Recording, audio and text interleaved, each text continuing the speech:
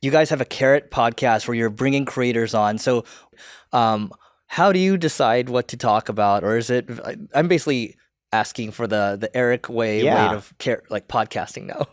So I'm still figuring it out, and it's really hard because the common point that holds together a podcast is two things. Number one, we bring on guests who have built a strong social following. And number two, we talk through the emotional piece of their journey, where we try and get into bigger questions like, why do you even do this in the first place? Like, what's your goal? And it's been hard because within those 2 points, there's so much variation where, for example, we've interviewed Layla Hormozi and Graham Stephan. That caters to like a very particular segment of people who enjoy watching that type of entrepreneur, that type of creator. But as you said, we're going to release like 3-4 pods in a row on Twitch streamers. The people who follow Graham and Layla probably don't follow these streamers. It's a disparate audience. So what can we do to try and build that consistency?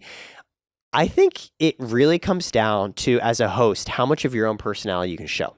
Like, you have to obviously highlight the guest because, like, you're bringing them on, and that's the format of the podcast, and find ways to share more about yourself almost while you're hosting and interviewing the guest creator. With the questions that you ask. Yeah, with the questions or sharing little bits of yourself. Yeah. And it's like hard because sometimes I'll get comments from people who are like, man, can you just like shut the fuck up? Stop talking about yourself. Blah, yeah, blah, blah. Like I just want to hear from the guest. I don't give a shit about you. Yeah. And that's a great case where it's like, sometimes you have to be willing to make very distinct choices because there are people who are only going to watch for that one particular guest. Mm-hmm. And well, cool. So they'll watch for that one video, nothing else I do. But also fuck those guys because it's your conversations. Yeah, but it's like, well, I am going to choose to cater toward the people who care not just about the guest, but also about my perspective on it. So like, I am going to keep talking. Yeah. Because if you're only watching me for the guest, you're not going to be a steady, consistent viewer. Yeah.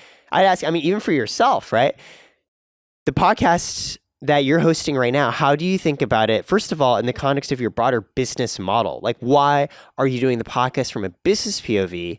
And then I'd ask, on top of that, why are you doing it from a personal POV? So I'll answer the business POV piece. It's very simple for me. So I have a services business. It's an ad agency, and it's the Gary Vee model. My podcast co-host Neil Patel, we just do the same thing, right? It's just like I love learning and teaching, and so this fulfills my desires for that personally.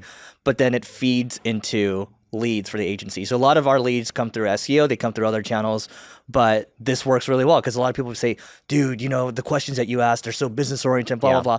But I just love this shit. So very cool. And how did the ad agency start? So I took it over from Neil's cousin like 9 years ago. So it was a turnaround. And I think what I would also say too, to add on, like our business, it's a high LTV model, right? Like high customer lifetime value. And sometimes these can grow to like 6 or 7 figure, sometimes 8-figure deals too. So for you, it actually, again, speaking on how you build models around content, if doing the podcast every week helps bring on a potential viewer who reaches out to you and ends up becoming a client, that's so meaningful for you. Yeah, it's like cheating to me because it's like I already enjoy this, and it's like, oh, I'm gonna make money doing this too. I'll do it all day. See, I think that's the secret of life. It's finding the business models to support your personal interests. Mm-hmm. Got it. And so I want to come back to the business, but there's some interesting things you guys are doing from like a distribution standpoint. So like, what is the strategy right now beyond the podcast? Like, what does the marketing stack look like? So whenever you're building a fintech business, which essentially is the business of storing or moving money around for somebody, there's always 3 things you have to think about. The first one is acquisition. How are you getting your customers? The second is underwriting. How well are you pricing them? And the third is, what's your cost of capital? How cheaply can you get the money needed to lend out or float payments? Now, a lot of people tend to focus on the cost of capital or the underwriting model, but people often forget acquisition is still by far the most important thing. And you might have noticed over the past couple of years, there've been so many vertically focused financial technology plays. So, for example, Brex and Ramp started with venture-backed startups, or Nova Credit started with immigrants. You also have Step started with teenagers. The realization is if you vertically focus on a specific market, you not only might win, for example, in underwriting, because you understand that population better than anyone else, you win from an acquisition POV because you become the default choice for them to, hey, maybe get their first bank account or get their first credit card, and then you cross-sell them on all the other needs that they might have. Now, for ourselves, we're focused on creators. So we're in a unique spot where if we do a good job serving our clients, they should share us naturally because that's their job. So we don't do paid influencer activations. We focus on what are the things we can do that make your life so delightful that you want to share it. Now, you've mentioned podcasts. It's one great example. We were on a podcast where we talk to creators and have them highlight the personal sides of their journeys because business and personal go together. They want to reshare those clips because they're really good. We featured creators on billboards, which they'll go fly out and take a photo of it because it highlights them as legitimate people and celebrities.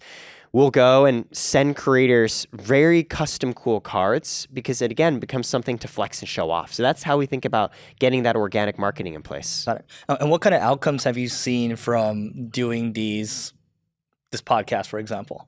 I think the number one piece is trust, especially with helping build financial products for creators.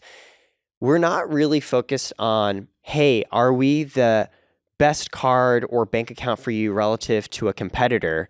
We're focused on, are you aware why you need to care about these things in the first place? So what's really good about the podcast is when you see me do a podcast, for example, with Graham Stephan, who not only is a client of ours, but also an angel investor, you see in this very tangible, visceral way, oh, like Graham cares enough to come onto this pod with Eric from Carrot. And if Graham cares, maybe I should care. And maybe that becomes the first stepping stone to, hey, maybe as a creator, I do need to care about my financials. And if I'm going to care about them, maybe Carrot is a good option.